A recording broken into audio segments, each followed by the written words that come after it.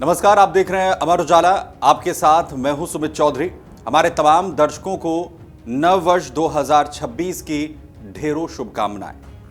लेकिन जब हम पीछे पलटकर साल 2025 को देखते हैं तो साल 2025 बॉलीवुड के इतिहास में एक ऐसे साल के तौर पर याद किया जाएगा जिसमें पर्दे पर जिंदगी से भरे किरदार अचानक खामोश हो गए। एक एक कर ऐसे नाम हमसे छिनते चले गए, हमसे दूर हो गए, जिन्होंने दशकों तक हिंदी सिनेमा को नई ऊंचाइयों पर पहुंचाया, उसे नई पहचान दी, उसकी आत्मा गढ़ी और दर्शकों को हंसाया, रुलाया, सोचने पर मजबूर किया।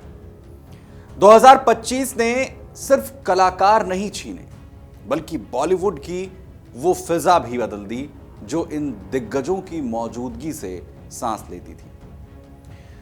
दरअसल इसकी शुरुआत हुई अप्रैल 2025 से, जब भारत कुमार के नाम से मशहूर मनोज कुमार साहब हमारे बीच नहीं रहे। देशभक्ति को सिनेमा की मुख्य धारा में लाने का श्रेय अगर किसी अभिनेता को जाता है तो वो मनोज साहब थे।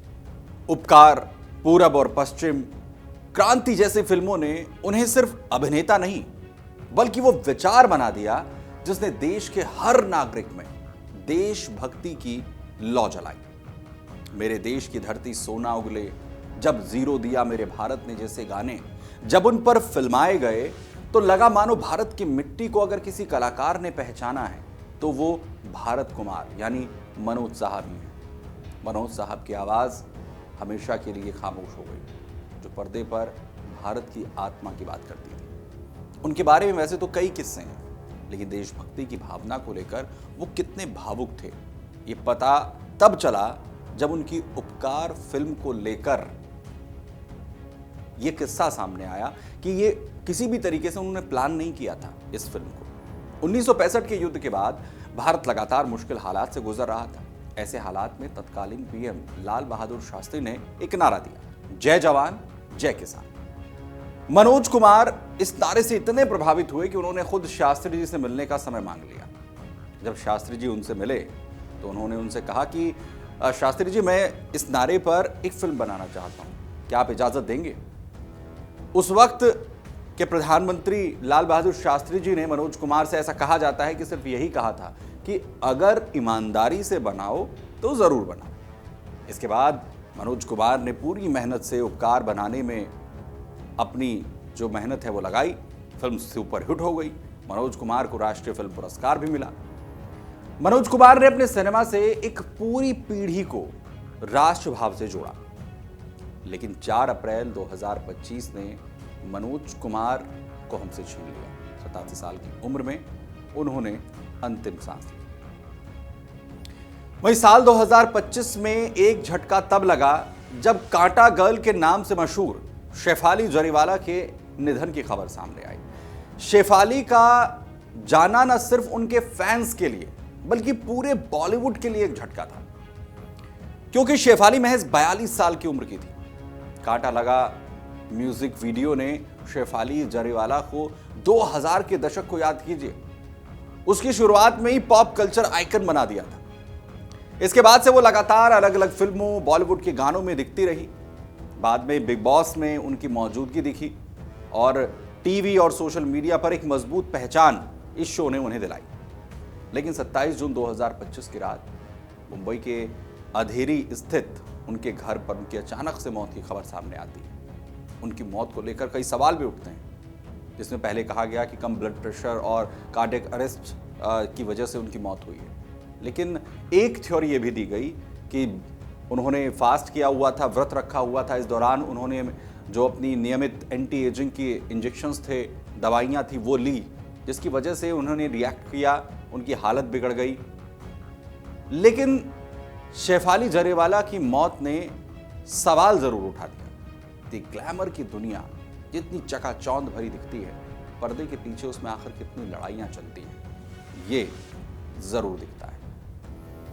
उधर सितंबर 2025 ये भी एक झटके वाला रहा। संगीत प्रेमियों के लिए किसी सदमे से कम नहीं था। असमिया और हिंदी संगीत की दुनिया के एक बड़े नाम जुबीन गर्ग गायक, उनके निधन की खबर सामने आती है। या अली जैसा गाना आपको याद होगा, वो जुबीन ने ही गाया था।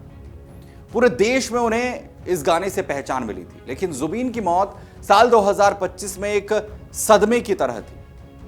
दरअसल एक और उनका जो पूरा जीवन था, उनकी जो गायकी थी वो ऊंचाइयां छू रही थी, लेकिन दूसरी ओर उनकी मौत एक राज में तब्दील हो गई।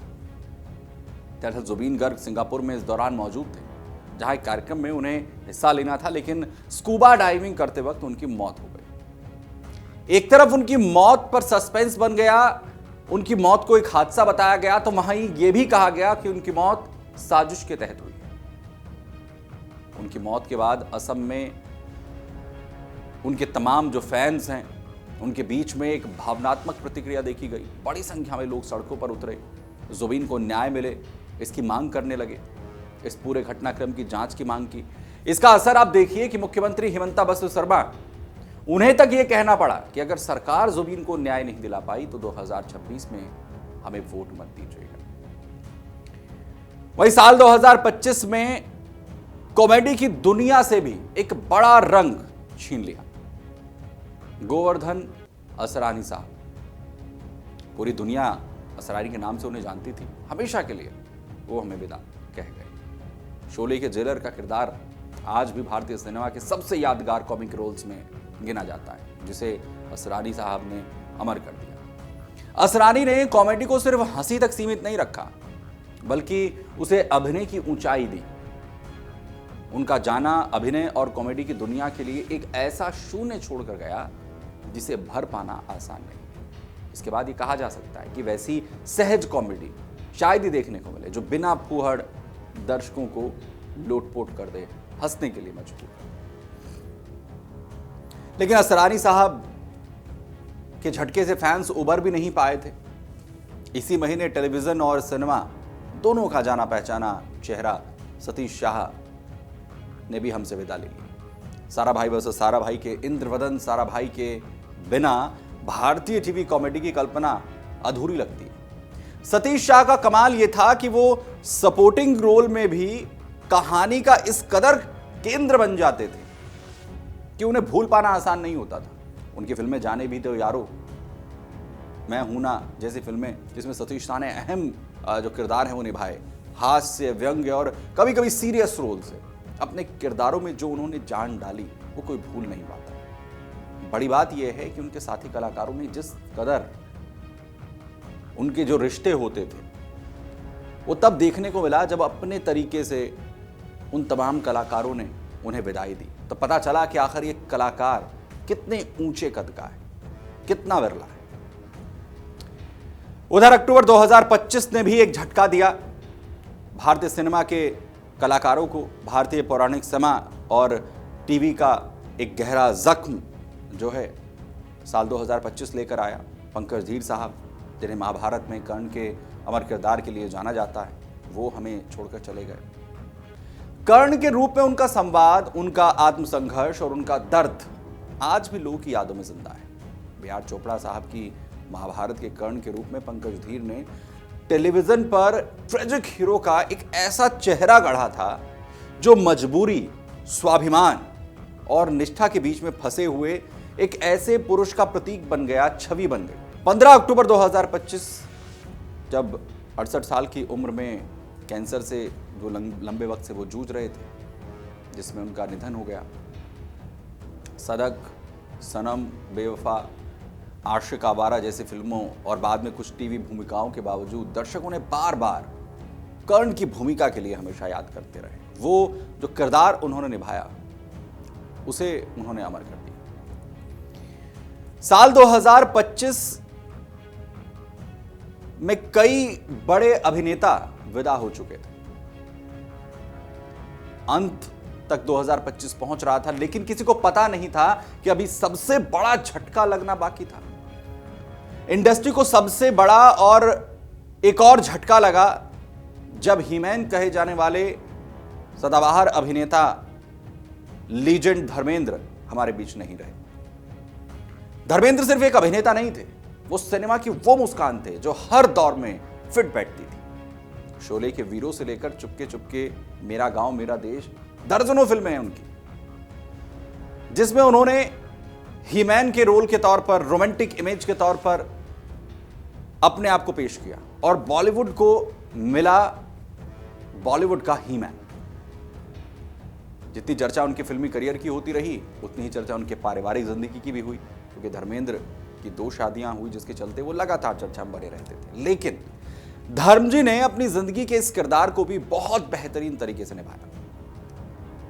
लेकिन 24 नवंबर 2025 को 89 साल की उम्र में मुंबई में लंबी बीमारी के बाद धर्मजी हमें अलविदा कह गए, हमारे बीच नहीं रहे। हालांकि जहां एक तरफ ये उनके फैंस के लिए झटका था, उससे बड़ा झटका उनके फैंस को तब लगा जब बेहद गुपचुप तरीके से उनका अंतिम संस्कार कर दिया गया। धर्मजी तो हमें अलविदा कह गए, लेकिन उनकी यादें आज भी हमारे जहन में जिंदा हैं और रहेंगी। और वो एक ऐसा शून्य छोड़कर गए जिसे भर पाना आसान नहीं है। लेकिन धर्मजी समेत 2025 में तमाम कलाकारों के जाने के बाद बॉलीवुड की फिजा सचमुच बदल गई। 2025 ऐसे साल के तौर पर जाना जाएगा जिसने बॉलीवुड के चमकते सितारों को हमसे छीन लिया।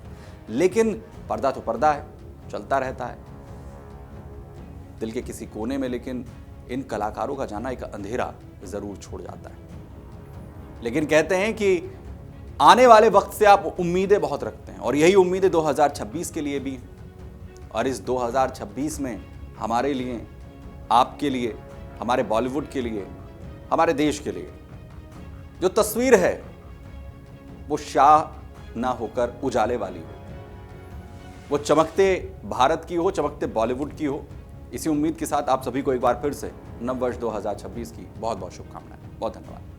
अगर आप ये वीडियो YouTube पर देख रहे हैं तो हमारे चैनल को सब्सक्राइब कर बेल आइकन दबाएं, और Facebook पर देख रहे हैं तो हमारे पेज को लाइक करें।